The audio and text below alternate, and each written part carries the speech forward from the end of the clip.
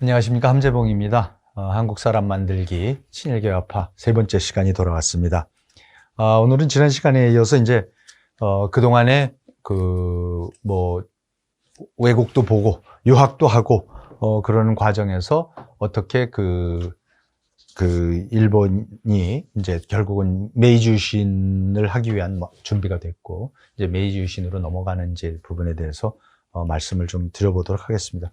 시간이 많지 않기 때문에 이렇게 자세한 부분을 말씀드리는 어렵고, 이거는 제 책을 참조해 주시면 제가 한 200페이지에 걸쳐서 메이지 유신을 굉장히 자세하게 다뤘습니다. 꼭 한번 참조해 주시면 좋겠고요. 여기서는 그냥 간단하게 말씀을 드리겠습니다. 몇 번 등장을 했었지만은 사츠마라는 번이 있었고 조슈라는 번이 있었는데 큰 역사적인 맥락은 이런 겁니다. 그러니까 임진왜란 때 도요토미 히데요시가 조선을 쳐들어올 때에 가장 많이 동원했던 군대들이 조슈의 군대하고 사츠마의 군대입니다. 사츠마가 그 당시에는 이제 규슈 전체를 했으니까 우리가 알고 있는 고니시 유키나카, 가토 기요마사 전부 다 규슈 출신들 장수들입니다.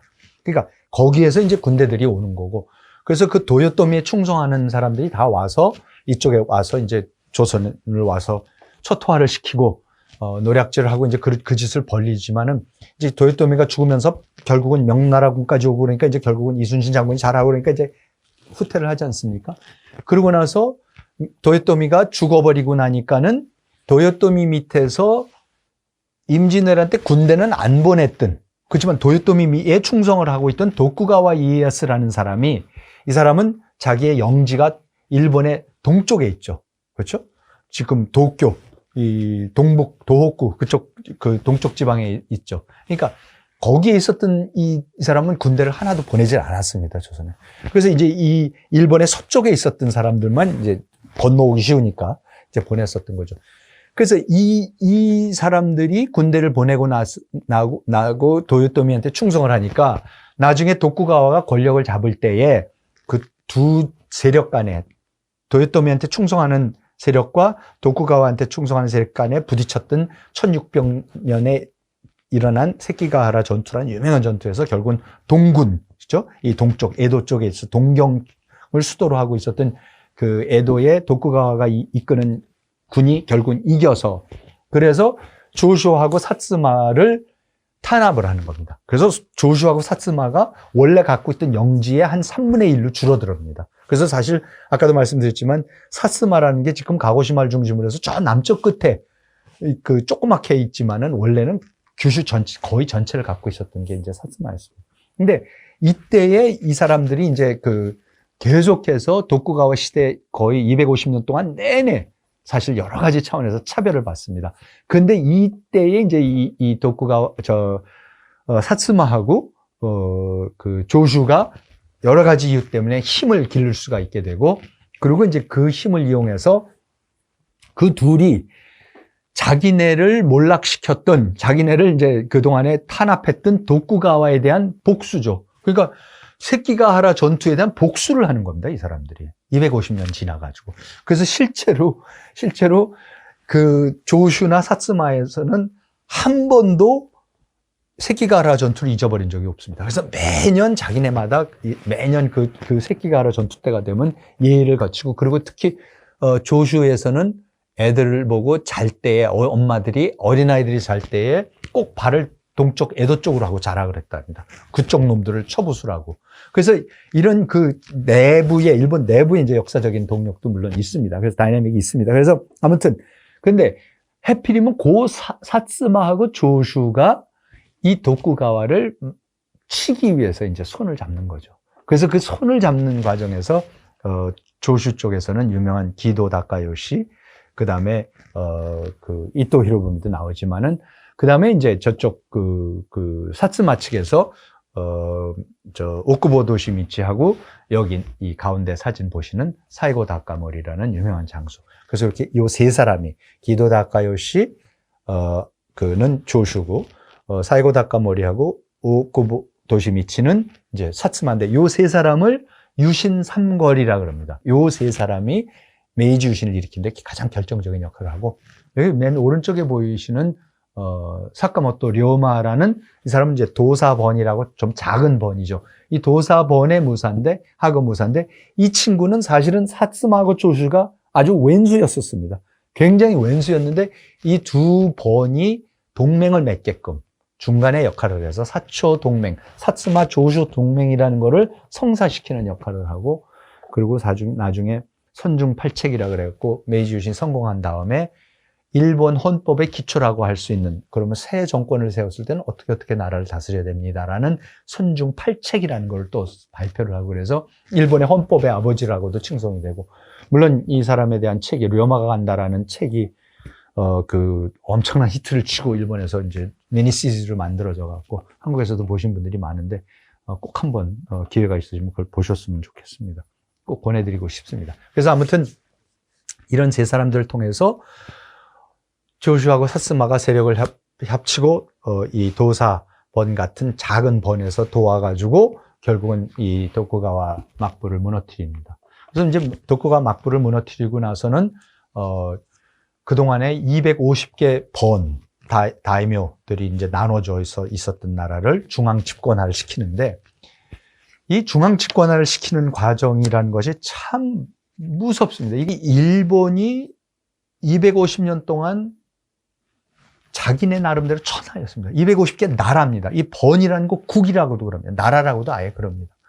그리고 완전한 중앙 집권화를 못했기 때문에 번마다 다 자기네 번의 사무라이들이 있고, 번의 도시가 있고, 번의 상업이 있고, 번의 특산물이 있고, 모든 문화가 있고 다 다릅니다. 이렇게 달라져 있던 나라를 지금 갑자기 에도라는 데를 도쿄라고 이름을 바꿔갖고 수도로 만들어서 이제는 번이라는 것 자체를 전부 다 없애버리고 몇백 년 동안 그 번을 통치하던 그 다이묘, 그러니까 영주들이 수십 대씩 통치하던 사람들 아닙니까? 그 사람들 보고요, 영지를 내놓으라 그럽니다. 그런데 그 영지를 내놓습니다, 이 사람들이. 그게 너무나 놀라운 일입니다. 그때 이 과정을 서양의 외교관들이 와서 보고서는, 독일 외교관 이런 사람들이 보고서, 야, 우리나라에서는 뭐 누가 와갖고 영지 내놓으라고, 내가 새로 황제할 테니까 영지 내놓으라고 250년 동안 전쟁할 거라 그랬습니다. 근데 일본에서 이걸 내놓습니다. 그래서 그 두 번에 걸쳐서 합니다. 하나는 판적봉환. 이게 뭐냐면요, 이런 겁니다. 그러니까 메이지가 다시 돌아와서 천황이 통치를 하겠다. 그럼 이제 천황이라는 사람은 거의 존재가 없었거든요. 있는지도 몰랐어요, 일본 사람들 대부분. 근데 천황이 뭐라 그러냐면, 그 다이묘들한테 뭐라 그러냐면, 야, 너희들이 지금 조슈를 다스리고 사스마를 십몇 대씩 다스릴 수 있었던 이거는 뭐냐면, 내 조상인 선대 어느 황제께서, 천황께서 너희 선대 조상한테 봉토를 하사를 했기 때문에 된 거 아니냐. 봉토를 줬기 때문에 그때부터 너보고 다스리라 해서 이제 봉토가 있는 거 아니냐. 그런데 메이지 천황께서 이제 직접 통치를 하시겠다. 그러니까는 도로 내놔라 이러는 겁니다. 그래서 그때에 주셨던 그 봉토를 도로 주는 과정, 다시 바치는 걸 판적봉환이라고. 그래서 실제로 판적봉환이 일어나고, 그 다음에 두 번째는 그렇게 해서 돌려받은 그 영지들을 옛날식 조슈, 사츠마 이러지 않고 그걸 어떡합니까? 그걸 현대식 군현으로 바꿔버리는 거죠. 그러니까 조슈번이 야마구치 현으로 바뀌어야 됩니다. 이런 식으로 전부 다 이걸 바꿔서 완전히 우리나라가 있는 지금 근대식 중앙집권적 통치 체제로, 군현제로 이제 바꿔 나가는 과정입니다. 근데 저는 이제 다른 건, 자세한 거는 또 책을 한번 참고해 주시고요. 이 당시에 그 판적봉환, 그러니까 첫 단계에서 수백 년 동안 그 어떤 번을 통치하던 그 다이묘들이 이 내놓는 과정, 자기네 조상으로부터 물려받은 이 땅을 대대로 통치하던 걸 내놓는 과정을 이 전국에서 250개 번에서 동시다발적으로 일어납니다. 해필이면 그 당시에 서양 사람 한 사람이 그 번에, 후쿠이 번에 가갖고 살고 있었어요. 그래서 이 사람이 그 후쿠이 번의 영주가 그거를 내놓는 순간에, 그 판적 봉환을 하는 순간에 그 장소에 있었습니다. 그래서 그걸 자세히 기록한 부분이어서 이 부분만 제가 말씀드리면서 이게 얼마나 놀라운 정치적인 타협인가. 조상 대대로 물려받은 거를 내놓으면서 이게 나라이기 때문에, 새 나라를 만들기 때문에 이걸 내놔야 된다라는 이 타협할 줄 아는, 더 큰 이익을 위해서 내놓을 줄 아는, 희생할 줄 아는 이 일본 사람들의 이 지도층의 놀라운 이 애국심이 있기 때문에 이 중세 봉건 사회에서 근대 사회로 뭐 프랑스를 보나 영국을 보나 독일을 보나 진짜 그 사람들이 자인을 하듯이 몇백 년의 전쟁을 거쳐서 간신히 중앙 집권을 이루는 거를 일본은 이렇게 쉽게 이루기. 그래서 첫 번째 장면이 제가 읽어드리겠습니다. 나는 아직 봉건 제도하에 있던 후쿠이 성에 살고 있었기에 이 칙령, 판적 봉환하라는 이제 칙령이 도착하는 날 즉각적인 효과가 어떤 것인지 직접 볼 수 있는 좋은 기회를 가졌다. 세 장면이 가장 인상적이었다. 첫 번째 장면은 1871년 7월 18일 번해 관청에 천황의 칙령이 도착했을 때였다. 이제 이 후쿠이 번에도 도착을 했습니다. 그럼 다음 거를 그러면 이제 반응이 뭐냐면 경악, 분노, 공포, 불길한 예감이 충성심과 모두 뒤죽박죽. 그렇지 않겠습니까? 아니 이게 도대체 200 몇십 년 된, 몇백 년 된 번을 갑자기 없애버리면 그 번 밑에 있었던 번사들, 사무라이들 다 날아가는 거죠. 몇 대째 거기서 살았던 모든 기반이 다 날아가는데, 그러면 경악, 분노, 공포, 불길한 예감, 미래에 대한, 거기다가 그렇지만 천황에 대한, 나라에 대한 또 충성심, 이게 모두 뒤죽박죽 돼 있었다. 천황의 대리인이자 1868년에 공표된 5개조의 서문을 초안했던 유리 기미마사를 죽여야 한다는 논의도 오고 갔다. 그러니까는 그때 마침 후쿠이번 출신이 또 이 중앙 집권화 과정에 있어서 굉장히 적극적인 역할을 했었을, 그놈을 죽여버리자는 얘기까지도 이제 있었다고 합니다. 두 번째, 1871년 10월 1일, 그러니까 첫 번째가 7월 18일이었고, 그러면 도착을 했고, 그 칙령이 10월 1일이면 한 2달 반 후에 이제 결국은 다이묘가 성의 대접견실에서 에키젠, 후쿠이 섬 그때 이제 에키젠이라고도 합니다. 에키젠의 다이묘가 수백 명의 신하들에게 자신에 대한 충성심을 국가에 대한 애국심으로 바꿀 것과 지역의 이익을 국가의 이익으로 전환할 것을 당부하는 숭고한 연설을 하는 장면이다. 외국 사람들이 보기에도 감동입니다. 어떻게 이 다이묘가 이럴 수가 있습니까? 다음 장면. 세 번째는 그 다음 날, 그렇죠? 제일 자기네 이제 그 성의 신하들, 수백 년 동안 자기 가문에 충성했던 신하들을 모아놓고 우리 가문한테 충성하지 말고 나라에 충성해라. 그러면서 연설을 한 다음에 다음 날 아침 영주가 조상으로부터 대대로 물려받은 성을 마지막으로 나서 아무런 권력도 없는 평범한 신사로 여생을 살기 위해 도쿄로 출발하는 마지막 모습을 보고자 에키젠의 4만 시민 거의 전부가 길거리로 나와 배웅하는 장면이다. 근대 일본이 이렇게 만들어집니다, 여러분. 거의 어떤 나라에서도 있을 수 없습니다. 우리나라 조선에서는요 거의 불가능했습니다. 상상을 할 수 없는 일들이 벌어집니다. 일본을 미워하고 일본을 배척하고 일본을 업신여기고 뭐 친일파가 어쩌고 하기 전에 일본에서 무슨 일이 도대체 일어났고 이 사람들은 어떤 일까지 해놨는가를 해낼 수 있었는가. 그리고 지금 대한민국이 우리의 정치하는 모습을 보고 있으면요 정말 1870년대 일본의 정치력에 비하면 너무나 척박합니다. 그런 부분에 대해서 우리가 좀 그 확실한 이해를 가지고 이 큰 변화가 일어났었던 것, 명치유신이 그렇게 간단한 일이 아니었다.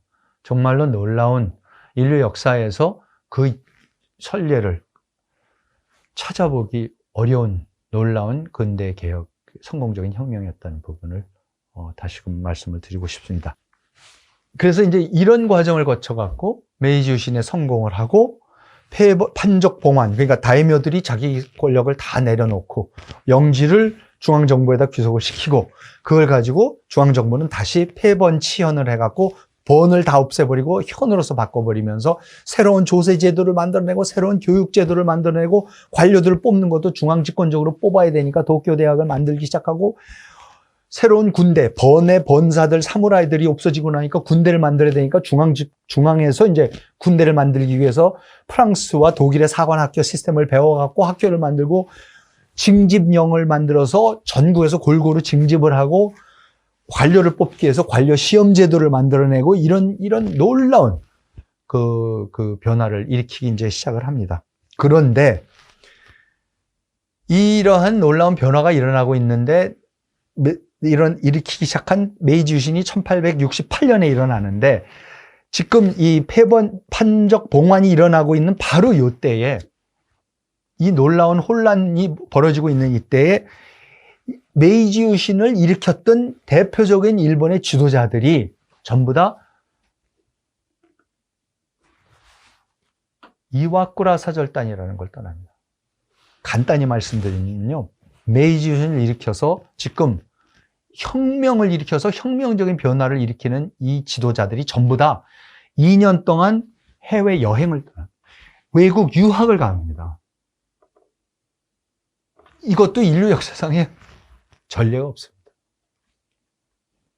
그래서 1871년 12월 23일부터 1873년 9월 13일까지 일본의 최고 지도층들이 해외 유학을 떠납니다. 떠난 이유는 불평등 조약의 재협상과 선진물물 시찰. 그러니까 불평등 조약은 뭐냐면 1853년도에 페리 함대가 와갖고 한포 사격에 겁이 나서 결국은 어쩔 수 없이 개국을 했고, 우리 강화도 조약부터 시작해서 모든 걸 했지만 불평등 조약이죠. 그렇죠? 뭐 조세, 관세 매길 수 있고 뭐 여러 가지 모든 것을 일본한테 유리하게 했듯이 이때 서양하고 맺을 수밖에 없었던 모든 조약은 다 불평등 조약입니다. 근데 그게 이제 20년이 지나간 때죠. 그러니까 1873년이 되면 재협상을 해야 될 때니까 이때에 맞춰서 불평등 조약을 좀 재협상해보고자도 가겠다 그러고, 다른 한편은 더 중요한 건 사실은 우리가 새 나라를 만들었는데 어떻게 만들어야 되는지 사실 아무도 모른다. 그러니까 유학 좀 다녀오자 그럽니다. 그래서 아까 말씀드렸던 조슈 삼걸, 유신 삼걸 중에 사이고 다카모리, 오쿠보 도시미치, 기도 다카요시, 그들 중에 사이고 다카모리가 최고의 장수였습니다. 마지막 사무라이라고 하는 그 영화, 톰 크루즈가 만든 마지막 사무라이에 나오는 그 인물이 바로 사이고 다카모리입니다. 이 사이고 다카모리가 한테 맡기고 우리 2년만 다녀올 테니까 아무것도 하지 말고 정권 뺏기지 말고 꽉 잡고 있어라고, 무력으로. 그러면서 나머지가 떠납니다. 떠나는 사람이 누군지 아세요? 이와쿠라 도모미. 그러니까 최고의 천황부에 있었던 귀족으로서 이 조슈의 하급 사무라이들을 내통을 해서 말하자면 메이지 유신이 일으켰던 이와쿠라 도모미, 오쿠보 도시미치, 아까 말씀드린 유신 삼걸 중에 한 사람, 기도 다카요시, 유신 삼걸의 한 사람, 이토 히로부미, 바로 다음 세대죠. 오쿠보 기도 가 죽은 다음에 물려받은 사람들이죠. 왜 46명의 공식 수행원과 60명의 학생을 데리고 이 사람들이 해외 유학을, 그야말로 정부가 유학을 떠납니다. 여기 사진에 보시면은 가운데에 전통 의상을 하고 있는 게 이와쿠라 도모미고, 맨 왼쪽에 향해서 왼쪽, 그렇죠? 사진 보시면 맨 왼쪽 끝이 기도 다카요시고, 그 뒤에가 누구죠? 이걸 기록한 사람입니다. 이와쿠라 사절단의 기행문이 있습니다. 꼭 한번 읽어보시는데, 그게 6권으로 번역이 우리말로 번역이 되어 있고, 그 다음에, 오른쪽에 이와쿠라 앉아있는 바로 오른쪽이 서 있는 사람이 그게 이토 히로부미고, 그 다음에 앉아있는 게 오쿠보 도시미치입니다. 이 사람들이 이제 공식 수행원으로 해서 떠나게 됩니다. 다음 지도를 보시면 이 사람들이 이제 여행을 한 겁니다. 그래서 요코하마를 떠나서 샌프란시스코를 해서 시카고를 해서 뉴욕을 해서 워싱턴에서 미국에서 4개월을 치료합니다. 여러 가지 하여튼 4개월을 치료하고, 그 다음에 보스턴에서 다시 대서양을 건너가고 런던으로 갔다가 런던에서 오른쪽 지도를 보시면 유럽에 있는 모든 중요한 도시들을 다 보고 문물 시찰들을 다 하고 가는 데마다 병원, 변기창, 뭐 우체국, 학교, 대학 전부 다 봅니다. 그거를 보고서 그리고 나서 다시 홍콩을 거쳐가지고 홍콩, 싱가포르, 상해를 거쳐서 요코하마로 돌아가는 게 1873년입니다. 그러면서 이 사람들이 이 과정에서 배우는 것이 뭔지 아세요? 이 사람들이 뭐를 배우냐면은